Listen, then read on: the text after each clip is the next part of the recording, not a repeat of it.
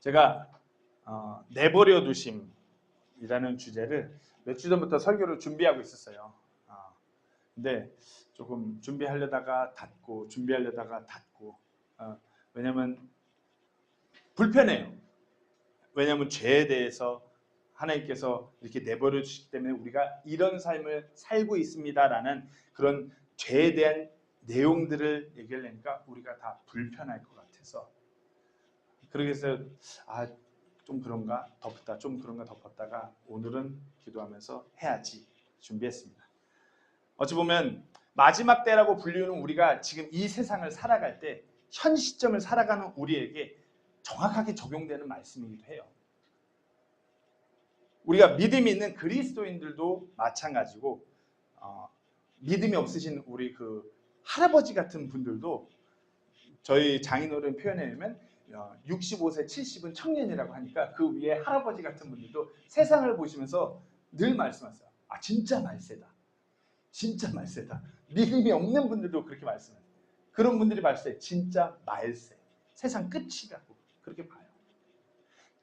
뭐 문화가 그렇고요. 자연 환경이 그렇고요. 진짜 이제 끝자락에 이르렀어요. 이제 막 미국 허리케인 오는 거 보니까 막 자연 현상만 봐도 무섭더라고요. 분명 다시 한번 말씀드리지만 오늘 설교는 특히 불편할 수 있습니다. 불편해하시고 또 불편해하시고 하나님 앞에 좀 부끄러워하시는 시간이 됐으면 합니다. 또 그런 마음이 드신다면 성령님께서 우리 마음 가운데 일하고자 하심이 그런 하나님의 말씀에 반응하셔야 하고요.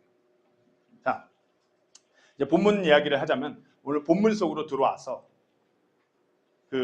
이 본문 속에서 머릿속으로 떠올려 보면은 무슨 생각이 드시나요? 사두개인과 바리새인들이 와서 예수님한테, 예수님 우리한테 좀 이렇게 표적 좀 한번 보여줘. 하늘에 이런 표적 좀 보여줘봐요. 그러니까 너희한테는 요나의 표적에는 보여줄 거 없다 그러면서 갑자기 자리를 옮겨가세요. 그냥 이게 별일 없는 그런 시츄에이션 같은 거예요. 그냥 아무 일 없는 것 같은데.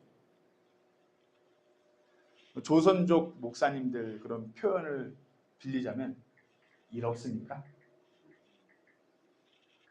예수님께서 그렇게 묻고 그렇게 하는 대상들 놔두고 그냥 가버리셨어요. 굉장히 무서운 모습인 것이에요. 아무런 가르침도 아무런 그런 것도 주시지 않고 깨닫게 해주시지 않고 그냥 가버리셨어요. 내버려 두시고 가셨어요. 저들을 그냥 그런 상태에 그냥 내버려 두시고 가버리셨어요. 우리가 여기서 한번 생각해야 돼요. 주님께서는 우리를 그렇게 내버려 두실 수 있는 분이다. 우리가 뭐 자녀 양육들을 다 해보신 세대니까 제가 한번 묻겠습니다. 자라나는 아이들에게 우리가 부모로서 가장 무섭게 대하는 게 뭘까요? 애들의 입장에서는 그 체벌하는 거, 이게 맴매하는 거, 매를 드는 게 애들 입장에서 가장 무서울 수 있지만, 폭력으로 돼서 아이들이 그렇게 무서워할 수 있겠지만, 부모의 입장에서 가장 무섭게 다루는 체벌은 오늘 본문에 하나님이 그러신 것처럼 내버려 두는 것이에요. 가장 무서운 짓. 가끔 아이들을 양육하다가 몽둥이나 매를 들어서 안 될 때 내버려 둘 때가 있어요. 아이가 이렇게 그러니까 차 안에서 뭐 이렇게 자꾸 의자에 벨트하고 앉는 게 아니라 이상한 가운데 이런 데 앉아 있잖아요. 그러면은 하다 안 되면 내버려둬요. 브레이크 밟다가 어디 한번 꽝 하고 아프면은 울고 나서 안 하겠지. 내버려두는 때가 있어요, 부모로서. 미국에서는 아이가 이렇게 공원을 가요. 이제 걸음마 시작한 애가 막 가는데, 그러니까 이제 걸음마 시작하니까 부모 손잡고 가는 거 너무 싫잖아요. 자유를 만끽하고 싶은 거예요. 이제 막 유모차에서 나와갖고 카시트에서 나와갖고 자유를 만끽하면서 막 가는데 부모는 위험하니까 자꾸 손잡고 가려고 그러니까 자꾸 애는 손을 뿌리치고 막 달려가요. 그러면 미국 부모도 어떻게 하냐면서 한번 가보라고 내비둬요. 그러면은 한국 부모들은 보면 애가 걸음마 막 시는데 위태위태 걸으니까 막 이런 블록 같은 넘어지면 다칠 것 같으니까 막 한국 부모들만 이러려고 하는데 미국 부모들은 내버려두라고요. 자기가 넘어져 봐서 아파 봐서 딛고 일어나 버릇 해야지 이게 이렇게 위험한 거구나. 이게 어찌 보면 부모가 아이들한테 가장 무섭게 주는 체벌, 내버려 두는 것입니다. 이렇게 사랑 안에서 내버려 두면 정말 아이가 잘 자랄 수 있도록 하는 어떤 훈계가 될 수 있겠지만, 사랑이 없이 내버려 두는 건 방임이에요. 너무 위험한 거예요. 하나님께서 우리를 내버려 두실 때에는 하나님께서는 단 한 번도 우리를 포기하지 않으셨어요. 하나님은 우리를 그냥 우리가 극단적인 그냥 무너지는 파멸의 길로 가도록 내버려 두신 것이 아니라 사랑 안에서 우리에게 징계로서 돌아오게끔 내버려 두신 것이에요. 오늘 그래서 그 하나님의 무서운 징계가 내버려 두심이라는 주제로 이렇게 말씀을 나누도록 하겠습니다. 우리가 첫 번째로 우리가 집중할 것이 하나님께서 내버려 두신 대상이에요. 자, 예수님께서 오늘 본문에서 내버려 둔 그 대상이 누굴까요? 본문 1절에 나오죠. 바리새인들과 사두개인. 그렇다면 바리새인과 사두개인. 자, 우리가 여기서부터 이제 그 호구 조사를 들어가야 됩니다. 바리새인과 사두개인이 등장했어요. 이들은 어느 지역 출신인지부터 볼게요. 마태복음 15장 바로 오늘 본문 바로 이전 구절에 그분께서 무리를 보내신 뒤 배를 타고 막달라 지방으로 들어가십니다. 그러고 나서 이제 이 막달라 지방에 바리새인들과 사두개인들이 함께 예수님 앞에 온 것이에요. 막달라 지방에 사는 이 사람들, 예수님을 시험했어요. 예수님의 능력을 의심하고 예수님의 어떤 메시아로서 오신 예수님을 의심하고 믿지 않으면서 우리한테 한번 그 표적을, 하늘에서 우리에게 표적을 한번 보여봐라. 그럼 우리가 믿을 텐데. 이전에도 예수님은 기적을 행하시고 이 지역으로 온 것이에요. 그런데 믿지 않아요. 설마 저런 사람이 하나님의 메시아로 이것을 왔겠어? 아닐 거야. 한번 우리한테 해봐라. 자신들한테 보이라 이거예요. 즉 이들은 불신앙으로 가득 찬다. 온전히 메시아로 오신 예수님을 믿는 것이 아니라 자신들의 그 기득권, 바리새인들과 사두개인이라는 유대 종교 지도자들로서 이 기득권, 이것을 바꿀 수 없는 사람들이에요. 로마의 압제 가운데서 이 바리새인과 사두개인을 통해서 이 유대는, 이스라엘은 통치되면서 세금을 맡기면서 이들이 엄청난 기득권을 소유해요. 마치 우리나라 예전에 친일파들이 일본한테 이렇게 하면서 중간에서 많은 기득권을 취했던 것처럼 바리새인과 사두개인들이 그런 역할로 기득권을 취하고 있는 거예요. 메시아가 오면은 이 로마 압제에서 자신들이 누리고 있는 이 기득권을 놔야 될 수 있어요. 근데 우리가 봤을 때 이 메시아는 우리가 생각했던 그 막강한 힘을 가진 권력자가 아니에요. 그래서 한번 그런 표적 보여봐라. 그럼 우리가 믿을 텐데. 눈에 보이는 거. 눈에 보이는 표적. 어찌 보면 이들은 그런 표적을 통해서 자신들을 더 높이고자 할 수도 있어요. 봐라, 저 메시아라는 작자 하나님 온 사람도 우리 앞에서 표적을 행했다. 우리가 그런 하나님의 선민이다. 그러면서 백성들 위해 더 군림하면서 떵떵거리면서 더 챙기려고 했겠죠. 철저한 불신앙자들. 그리고 불신앙과 동시에 이들은 분별이 없는 자들, 불분별한 자들. 오늘 본문 2절부터 보면 예수님께서 이렇게 말씀하세요. 그분께서 그들의 응답하여 이르시되 저녁이 되면 너희가 말하기를 하늘이 붉으니 날씨가 좋으리라 하고 아침에는 이르기를 하늘이 붉고 흐리니 오늘은 날씨가 굳으리라 하는도다. 오 너희 위선자들아, 너희가 하늘의 모습은 분별할 수 있으면서 시대의 표적들은 분별할 수 없느냐. 세상적으로 하늘을 보면서 이 자연 현상과 내일이 어떻게 될지 다음이 어떻게 될지를 분별할 수 있으면서도 어찌하여서 시대의 표적들은 분별할 수 없느냐. 지금 이 너희 유대 민족에게 주신 하느님의 말씀대로 이 메시아가 왔는데 이것은 어찌하여 분별할 수 없냐 이거예요. 분별력이 왜 이렇게 없냐고 물으십니다. 그리고 불분별한 자들인가 동시에 불의한 자들, 거룩하지 못하고 죄가 만연한 자들이에요. 악하고 음란한 세대가 표적을 구하지만 대언자 요나의 표적 외에는 내가 아무 표적도 그 세대에게 주지 아니하리라 하시고 그들을 남겨준 채 떠나시니라. 악하고 음란한 세대. 문자 그대로 보시면 됩니다. 악하고 음란한 세대. 바리새인과 사두개인 그리고 이런 유대 문화에 하나님을 믿는 이 하나님의 백성 선민들이 악하고 음란한 세대였어요. 음란한, adulterous, 간음하는 이라는 표현이에요. 우리는 여기서 이 간음하는 표현을 성경적인 용례로 두 가지로 해석할 수 있어요. 하나는 이스라엘 백성들이 하나님을 앞에 두고 다른 우상을 섬길 때 이렇게 간음했다. adulterous. 그럴 때 간음했다고 할 때 하나님이 아는 다른 사람, 하나님과 결혼한 이스라엘 백성인데 다른 신을 섬겼다 할 때 이렇게 간음했다, 음행했다 그런 표현을 쓰기도 하고요. 아니면 문자 그대로 말 그대로 성적으로 문란한 거예요. 이들은 어찌 보면 이 바리새인 사두개인이 율법 아래에 있었기 때문에 직접적으로 이렇게 성적인 문란했다라고는 성경 기록이 없어요. 그냥 문란을 자신들의 기득권을 위해서 묵인하기도 했죠.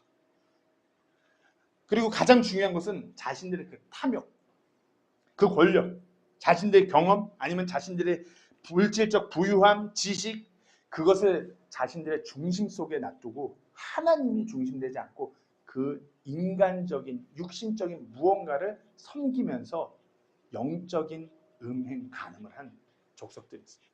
그러니까 악하고 음란한 세대라고 말씀하신 것입니다. 그리고 다 여기서 악하고 음란한 단지 영적으로 음란할 뿐만 아니라 육적으로도 음란한 세대일 수밖에 없어요. 이 막달란 지역. 막달라란 지역에 대해서 성경적인 근거가 아주 구체적으로 나와 있지 않아요. 그냥 우리가 막달라 그러면 떠오르는 인물은 막달라, 마리아. 그게 다예요. 우리 역사적인 문헌에서 보면 막달라란 지역 자체는 경제적으로 번영한 지역이었어요. 어업과 어떤 상업 활동이 아주 활발해서 로마의 압제 가운데서 이 유대인들이 모여 사는 이 막달라에서 많은 어떤 종교적인 세금을 로마에게 바칠 수 있는 지역이었어요. 자, 근데 왜 여기서 제가 그 마태복음 16장에 이 막달라란 지역을 15장 마지막에 막달라란 지역이 나오는데 이 막달라란 지역이 왜 악하고 음란한 세대라고 표현될 수 있느냐 이렇게 추론을 해보자면 성경을 쭉 읽어보면 성경에서 늘 부유한 동네는 문란해요. 이거는 그냥 성경을 쫙 읽어보면 부유한 동네치고 되게 하나님 앞에 신실하고 하나님을 잘 섬기고 아니요.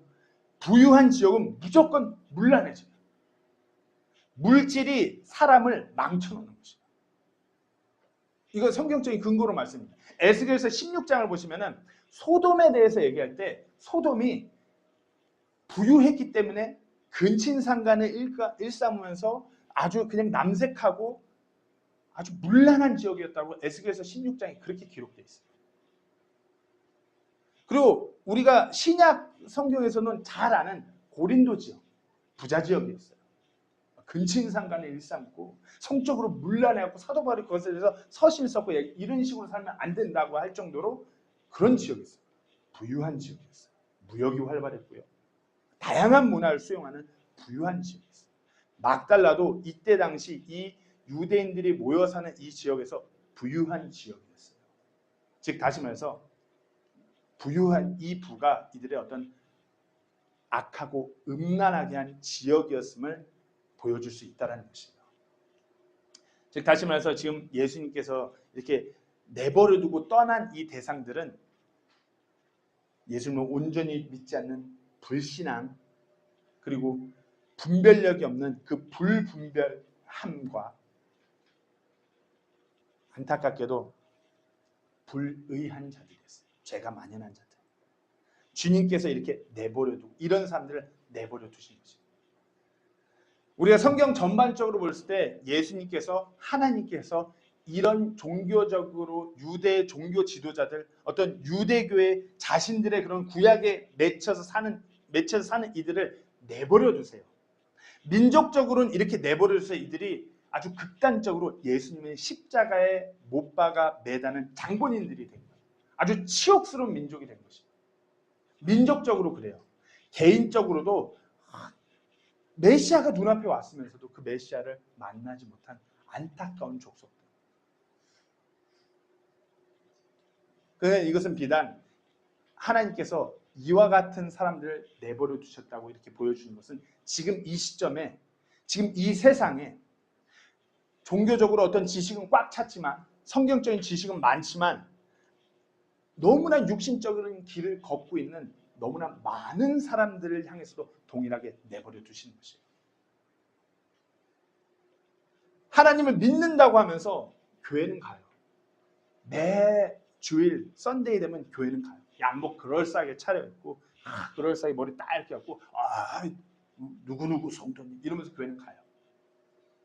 하지만 교회는 가지만, 매너리즘적으로 매일 교회는 가지만 믿음이 없어요. 하나님은 온전히 믿음이 없어요. 매일 교회는 가면서도 나의 믿음이 나를 살게 할 거란 그런 믿음 없어요. 내가 갖고 있는 부, 내가 갖고 있는 재산, 나의 커리어, 아니면 우리 아이들의 어떤 무언가가 자신의 삶을 지탱해 줄 거라고 그렇게 믿고 있어요. 그 분별함이 없어요. 세상이 이렇게 흘러가고 있으면 지금 우리가 이 시점에 이렇게 나갈 것이 주님께로 돌이켜야 되는데 분별력이 없어요. 세상에 너무나 많은 사인들이 이제 곧 주님이 오신다고 말씀하고 있는데도 그냥 흥청망청. 주님 안 오셔요. 성경에 그렇게 돼 있으면 성경 뜯어 고치면 돼. 아니야, 주님 오실 때 멀었어. 그러면서 죄가 많이 내요. 우리도 한번 돌이켜 보세요. 우리도 지금 이 시점에 대한민국 국민이 너무나 부유해요. 제가 그제 여기 필리핀 저희 비자해 주는 목사님을 만나고 대화를 하면서 그런 얘기를 했어요. 필리핀이 지금 가장 전 세계에서 선교와 복음 전하는데 앞장서고 있어요.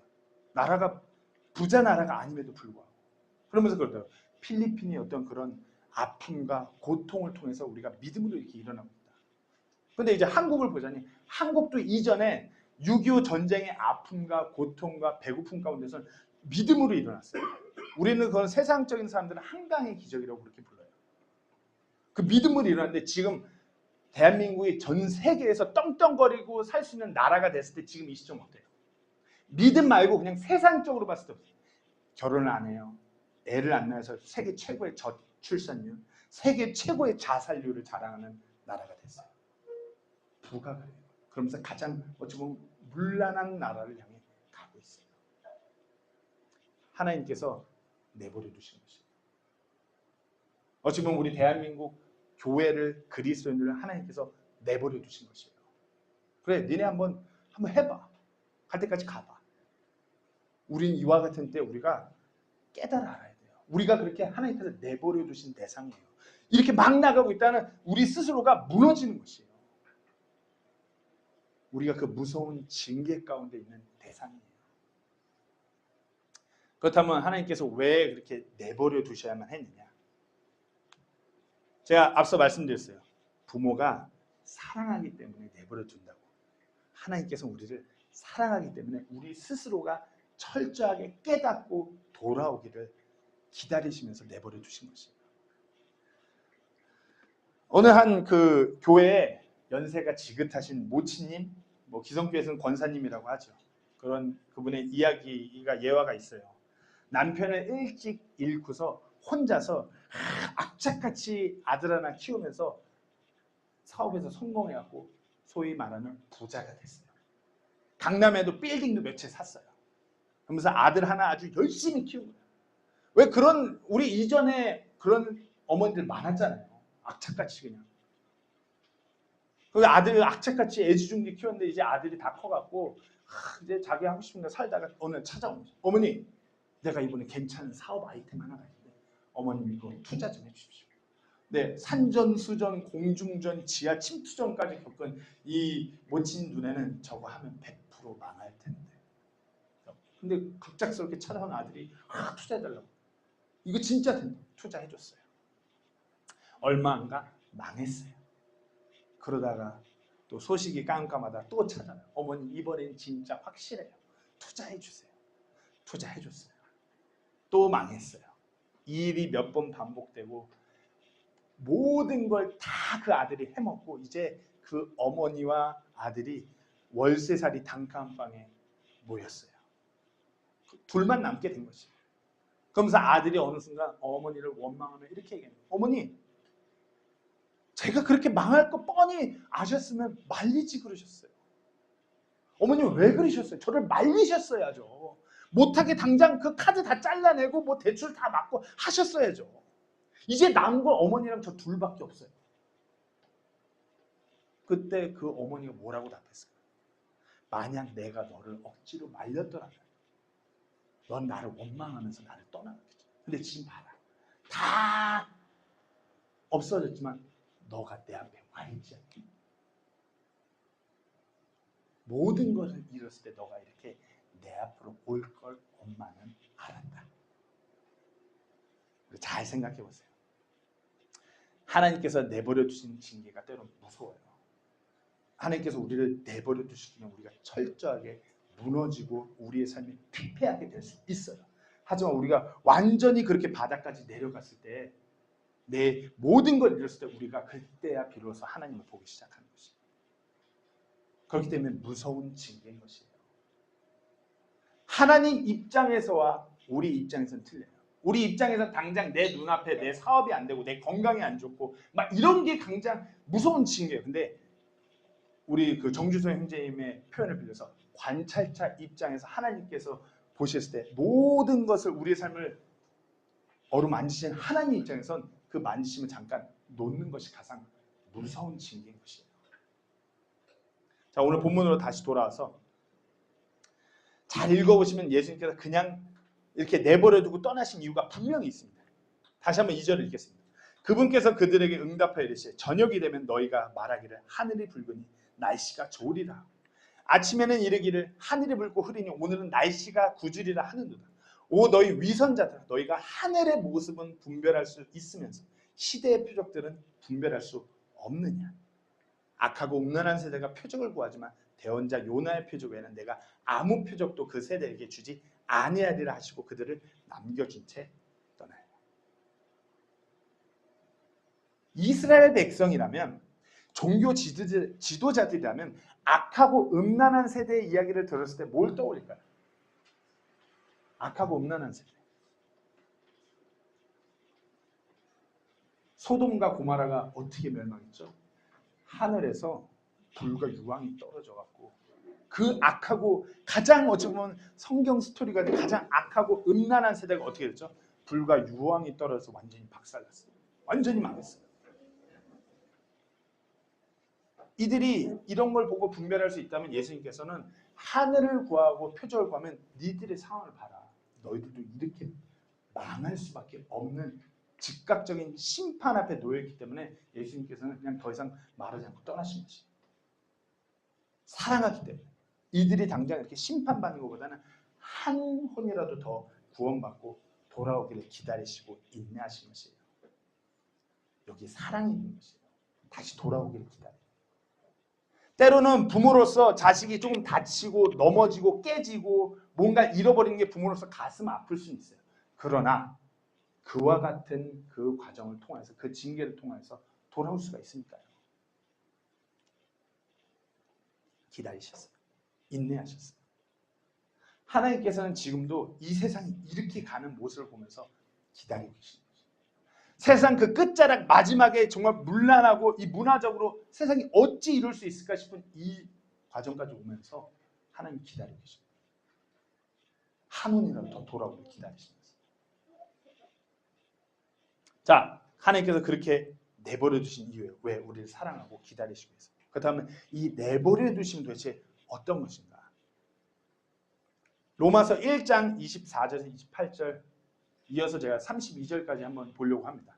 여기서 로마서 1장 24절에서 28절까지 보면 반복되는 그 단어들이 있어요. 자꾸 하나님께서 내주셨대요. 내버려 두셨대요. Go them up, go them up, go them over 이러면서 이렇게 그러니까 제가 잡고 있던 이렇게 놔버리는 거예요. 놔버리는 거예요. 놔주셨대요. 내버려 두셨다 이거예요. 로마서 1장 24, 28절 이것을 내버려 주신 예수님께서 이렇게 내버려 주신 것이에요. 천천히 읽어보겠습니다. 이 구절을 필리핀 많은 LGBTSQ라고 하더라고요. 요즘에. 그런 친구들이 엄청 싫어합니다. 함께 읽어보겠습니다. 그러므로 하나님께서도 그들 마음의 정욕을 통해 부정함에 내주사 그들이 자기들의 몸을 서로 욕되게 하셨으니, 여기서 부정함이란 단순한 그런 도덕적 타락이 아니에요. 인간의 가장 기본적인 도덕적 기준을 깨트리는 철저한 성적인 타락을 의미하는 것이에요. 이 구절은 그들의 마음, 정욕, 그 통제되지 않은 그 성적인 그 욕망을 따르게 하셨다는 것을 뜻하는 것이에요. 이제 이들은 하나님께서 이렇게 내버려 주시면서 이걸 따라가면서 더 이상 자신들이 어떻게 절제할 수 없는 그 상태까지 이르는 거예요. 그러면서 어떻게 해요? 자기들의 몸을 서로 욕되게 하셨다고. 이게 이 구절이 그대로 우리 삶에 지금 이 시점에 적용돼요. 세상 돌아가는 걸 보면 그래요. 성적인 자유가 결코 참된 자유가 아니에요. 자기 파멸로 몰아가는 것이에요. 그 길로 가다가는 자기의 존엄성마저 떨어뜨리고 철저하게 무너지게 되는 것이에요.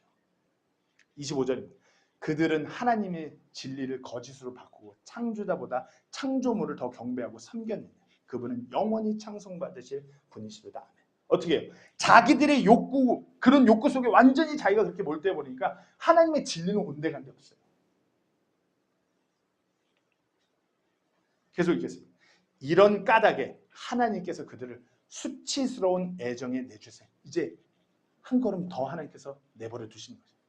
이는 심지어 그들의 여자들도 본래대로 쓸 것을 본성에 어긋나는 것으로 바꿨기 때문이다. God gave them up unto vile affections. 바울은 여기서 어떤 하나님의 창조 질서마저도 깨트리면서 나아가도록 내버려 두셨다 이것이에요. 하나님의 그 자연적인 질서, 창조 질서, 남과 여예요. 이것마저도 그냥 그 욕구에, 성적인 욕구에 그 타락한 물러남을 위해서 나아가도록 내버려 두셨다는 거예요. 수치스러운 애정, 성적 질서에 반하는 행위. 우리는 이것을 세상은 동성애라고 그러고 우리는 철저하게 더 디테일하게 남색 또는 여색하는 자들이라고 말하는 것이에요. 하나님께서 그들에게 그렇게 욕망대로 살도록 내버려 두시면서 아주 창조 질서마저도 깨트리고 수치스러운 삶을 향해 가고 있는 것이에요. 하나님의 창조 자체에 반하는 죄예요. 오늘날에 우리는 이 구절을 깊이 묵상해야 돼요. 성적인 그런 자유와 어떤 쾌락을 추구하면서 하나님의 이 성경 구절마저도 바꾸는 시대에 이르렀어요. 세상 전체가 어떤 철저한 파멸을 향해서 가고자 하나님의 말씀마저도 바꾸는 세상이에요. 하나님께서 이렇게 되도록 내버려 두신 것은 심각하고 무서운 징계인 것이에요. 그러면서 어떻게 해요? 남자들 이와 같이 본래대로 여자 쓰기를 버리고 서로를 향해 욕정이 부릴 듯하여 남자가 남자와 더불어 보기 흉한 짓을 행함으로 자기 잘못에 합당한 보응을 자기 속에 받았느니라. 이거 뭐 제가 뭐 얘기할 것 없이 읽으면 다 아시는 거예요. 제가 영상 하나 보여드리겠습니다. 지금 이 시점에 교회마저도 이렇게 하나님의 내버려 주신 징계 가운데 있는 영상입니다.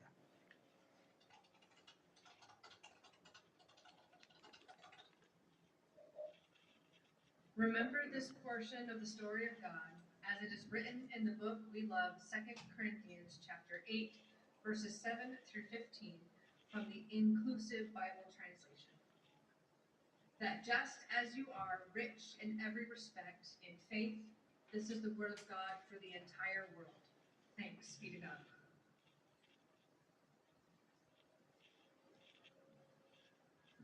Well, good morning, y'all. My name is Russian Kimball. My pronouns are he, him, his. I have the privilege of serving as the pastor of Broadway United Methodist Church in downtown Orlando. And also my drag name is still a work in progress. So if you have any ideas, just please let me know. There's one floating around, but I'm not going to share that one with you. But and I need to say thank you to Amanda Rose for doing my makeup this morning because you do not want to see what it would look like if I did it. So together is the key word here, because I could not be where I am today without community support. I could not be the proud gay man serving as a pastor of a United Methodist congregation in Orlando, in Florida, in the South, without having long-standing allies in the work of inclusion, such as Pastor Andy.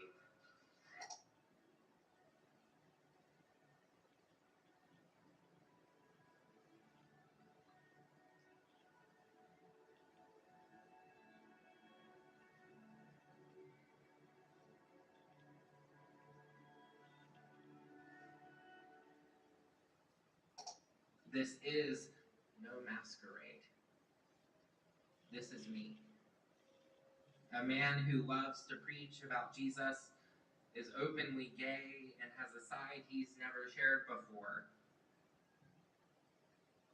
Until today.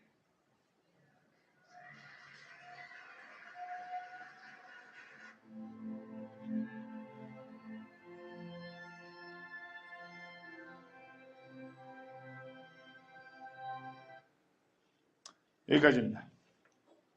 하나님께서 내버려 두신 것이에요. 교회가 이제 인간이 교회 안에서도 자신들의 그런 성적인 욕구와 타락을 향해 가는 건 하나님의 말씀이면 하나님의 말씀도 말씀 그대로 해석하는 것이 아니라 자기들의 입맛에 맞게 뜯어 고치면서 목회자가 게이, 드래그네임, 그 자기의 그런 정체성을 버리면서 그런 이름을 취하고 그런 복장을 하고 그렇게 하면서 예수님을 전하는 것이죠. 자신들의 문자 그대로 아까 말씀 그대로 진리를 받아들이기 거부하고 창조주보다 창조물을 더 섬기면서 그렇게 나아가는 것이죠. 지금 하나님께서 우리를 그렇게 내버려 두신 세상에 살고 있어요. 그런 육신의 그런 철저한 욕구, 그런 쾌락만을 쫓으며 가는 그 사람들을 내버려 두고 계세요. 이제 곧 이렇게 내버릴 때 끝이 와요. 그러나 그 가운데서 이렇게 내버리실 때 자기가 무너져가는 자신을 발견하고 주님께로 돌이키기를 하나님께서 기다리고 계십니다. 왜? 사랑하시니까. 한번 생각해 보세요. 제가 어렸을 적에, 지금도 어리지만 제가 어렸을 적에 국민학교 다닐 때 지금처럼 눈이 즐겁고 재미난 것이 많은 때가 아니었어요. 논에 가서 메뚜기 잡고 잠자리 잡았고 곤충 채집 통에다가 해질 때 들고 들어오면 그게 가장 큰 재미였어요. 지금 아이들 어떤가요? 학교 끝나고 눈 감기 자기 전까지 핸드폰과 뭐 넷플릭스, 유튜브, 뭐 디즈니 각종 매체 눈이 아주 재밌어요. 철저하게 문화적으로 육신적으로 타락할 수 있는 길을 향할 수밖에 없는 세상이에요. 그걸 막 극단적으로 이렇게 끊으라고 말씀드리는 것이 아니에요. 그러려면 우주 가서 달나라 가서 살아야 돼요. 하나님께서 지금 내버려 두신 징계 가운데 있는 세대인 것이에요. 진리가 아닌 다른 무언가를 찾아서 육신적인 무언가를 찾아 나아가는 우리를 하나님께서 지금 내버려 두셨어요. 스스로 돌아오기를 간절히 원하는 것이에요. 우리에게 허락하신 그 자유의지를 통해서 내가 이러면 안 돼. 주님께로 가야지. 우리가 아이들을 데리고 다닐 때 아이가 아빠한테 안 오면 억지로 막 끌고 다니고 손 묶어갖고 다니고 막 그런 어떻게 보니까 뭐 애들을 데리고 다닐 때 무슨 개줄 같은 걸 이렇게 끌고 다니는 사람들도 있더라고요. 그건 사랑 아니에요. 폭력이에요. 하나님께서는 우리를 향해서 폭력을 행하시는 것이 아니라 사랑을 행하시기 때문에 내버려 두시면서 스스로 하나님의 사랑 안으로 돌아오기를 기다리고 계신 것이에요. 이렇게 내버려 두고 계세요. 궁극적으로 이렇게 내버려 두면 어떻게 되냐고요? 조금 더 읽겠습니다. 그들이 자기 지식 속에 하나님 두기를 싫어한 대로 그렇게 하나님께서도 그들을 버림받은 생각에 내주사 합당하지 못한 그 일들을 행하게 하셨습니다. God gave them over. 넣으신 것이. 올려놓으신 것이. 이제 그러고서 제가 PPT에 넣진 않았지만 한번 꼭 읽어보세요. 이렇게 하나님께서 내버려 두심으로 인해서 어떠한 결과를 초래하는지 제가 읽겠습니다. 29절부터 32절까지의 말씀 잘 들어보세요. 이렇게 내버려 두시면 어떤 결과가 오냐? 그들은 모든 불의와 음행과 사악함과 탐욕과 악의로 가득하며 시기와 살인과 논쟁과 속임수와 적개심으로 가득하고 수군수군하는 자들이요 뒤에서 헐뜯는 자들이며 하나님을 미워하는 자들이요 업신여기며 교만하고 자랑하는 자들이며 악한 일들을 꾸미는 자들이요 부모에게 불순종하며 지각이 없고 언약을 어기는 자들이며 본성에 애정이 없고 화해하기 어려우며 궁일이 없는 자들이라.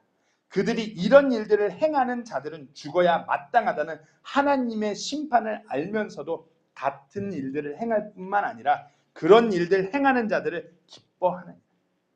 자, 하나님께서 이렇게 되도록 내버려 주신 것이죠. 너무나 무서운 징계예요. 스스로 나는 그 정도는 아니야 그렇게 생각하지 마십시오. 하나님의 내버려 주신 가운데 우리가 그냥 계속 그렇게 나아가다 보면 우리도 이와 같이 되는 것이죠. 세상이 보여주고 있어요. 뉴스를 키면 뭐 아무 일도 아닌데 사람을 죽인대요. 뭐만 하면은 뚜드려 팬대요. 뭐만 하면 온통 마약과 무슨 동성애 남색하다가 뭐 어떻게 되고 온통 뉴스에 이런 얘기뿐들이에요. 미국의 그 대단하던 도시가 마약으로 무너지고 남색으로 무너지고 우리가 내버려진 가운데서 하나님께로 돌이키기를 지체한다면 우리가 이와 같이 되는 것이에요. 내버려 두시면 하나님의 너무나 무서운 징계예요. 하지만 여기서 우리가 하나 바라볼 것이 징계이기 때문에 소망인 것이에요. 징계이기 때문에 소망인 것이에요. 징계와 내버려 두시면 같은 것이에요. 그렇기 때문에 우리에게 소망인 것이에요. 왜? 즉 다시 말해서 사랑 안에서 하나님께서 우리를 내버려 두시기 때문에 이것이 징계인 것이에요. 사랑 없이 우리를 방임하지 않으셨어요. 그렇기 때문에 우리에게 소망이 있는 것이에요. 히브리서 12장 6절에서 8절 말씀 보시면 주께서는 자신이 사랑하는 자를 징계하시고 자신이 받아들이는 아들마다 채찍질 하십니다. 징계이니까 소망이 있는 것이에요. 방임이 아니에요. 그냥 냅다 내버려 두고 던져버리신 거 아니야. 이것이 징계이기 때문에 소망인 것이에요. 너희가 징계를 견디어내면 하나님께서 아들들을 대우하듯 너희를 대우하나니 아버지가 징계하지 않는 자가 무슨 아들이에요. 징계가 없으면 그것이 무슨 아들이에요. 그냥 내버려 두고 이렇게 있는 것을 하나님께서 징계하지 않았기 때문에 뭐 이렇게 말씀하면 아니요. 하나님은 단 한순간도 우리를 포기한 적이 없어요. 구원 받은 자나 구원 받지 않은 자나 하나님께서 포기하신 적이 없어요. 내버려 두신 징계 가운데 놔두신 것이에요. 이 징계를 견디는, 즉 다시 말해서 이와 같은 내버려 두신 가운데서 주님을 향한 그 믿음을 붙들고 온전히 나아가면 하나님께서 하나님의 아들들을 대우하듯 그렇게 대우한다고 쓰여 있는 것이에요. 모두가 징계받는데 참여함으로 너에게 징계가 없으면 너희는 사생하여 아들이다.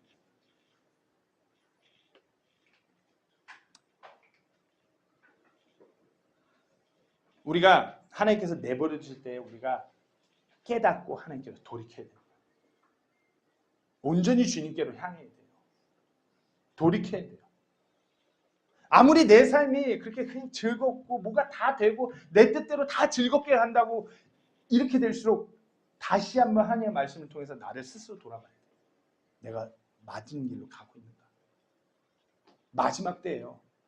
순간 내가 원하는 대로 그 방향으로 가면은 철저하게 무너지는 세대.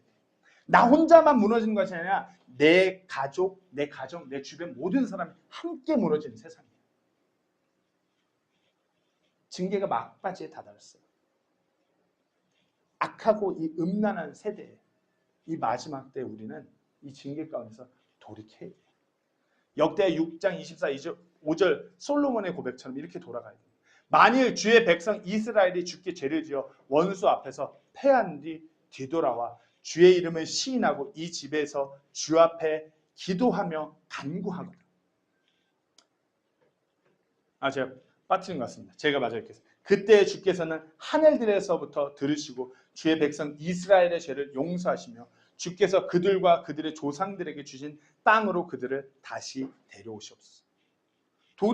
우리가 회개하고 주님께 돌아가면 주님 받아주신다 이거예요. 예레미야서 3장 22절 동일한 말씀입니다. 타락한 자녀다 너희는 돌아오라. 내가 너희의 타락한 것을 고쳐주리라.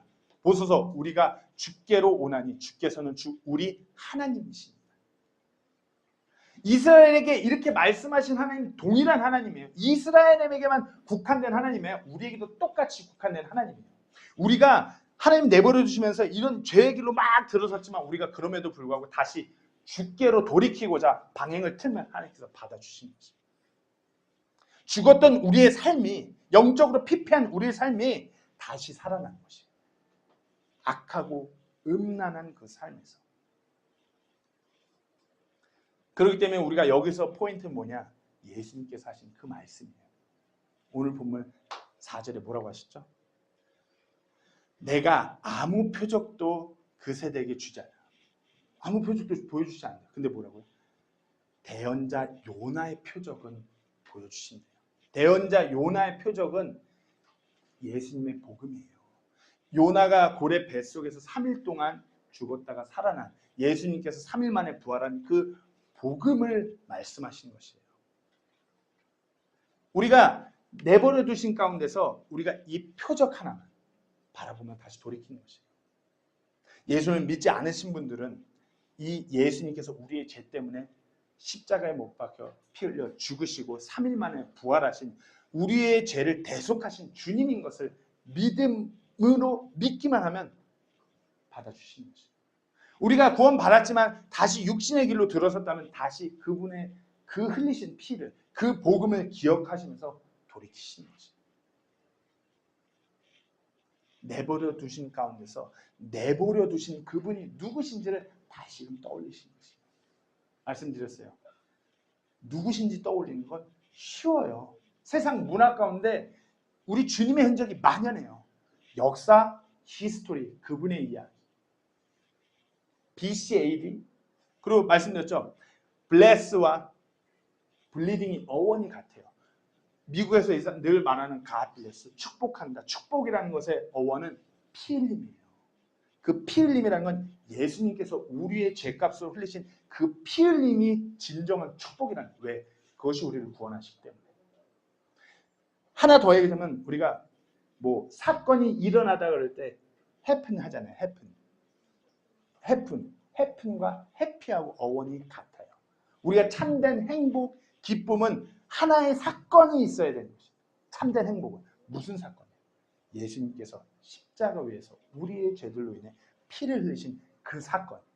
그것이 우리를 해피, 진정한 행복을 가져다 주는 것이에요.